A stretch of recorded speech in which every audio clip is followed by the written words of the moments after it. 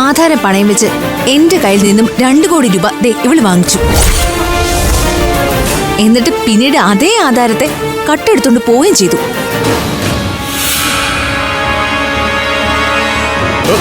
നിങ്ങളെന്താ അസംബന്ധമായി പറയുന്നത്? ഇവിടെ ആരും പണയം വെച്ചിട്ടുമില്ല, കട്ടെടുത്തിട്ടുമില്ല. താനാരാ? അത് ഞാൻ. സാറേ, എനിക്കിവനെ അറിയാം. ഒരു കൊലക്കേസിലെ പ്രതിയാ. ജയിൽ ശിക്ഷ കഴിഞ്ഞ് ഇറങ്ങിയതാ. അത് ശരി. അപ്പൊ ഈ പഞ്ചരത്നം മുഴുവൻ ക്രിമിനലുകളുടെ താവളമാണല്ലേ? സാറേ, ഞങ്ങൾ ഒരു തെറ്റും ചെയ്തിട്ടില്ല.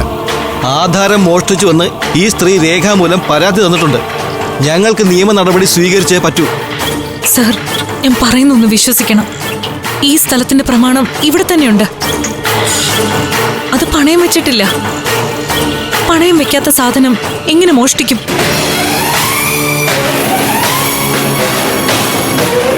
സർ, ഇവർക്ക് ഞങ്ങളുടെ ദേഷ്യവും വൈരാഗ്യവും ഒക്കെ ഉണ്ട്. അതുകൊണ്ട് മനഃപൂർവ്വം കള്ളക്കേസ് ഉണ്ടാക്കുന്നതാ.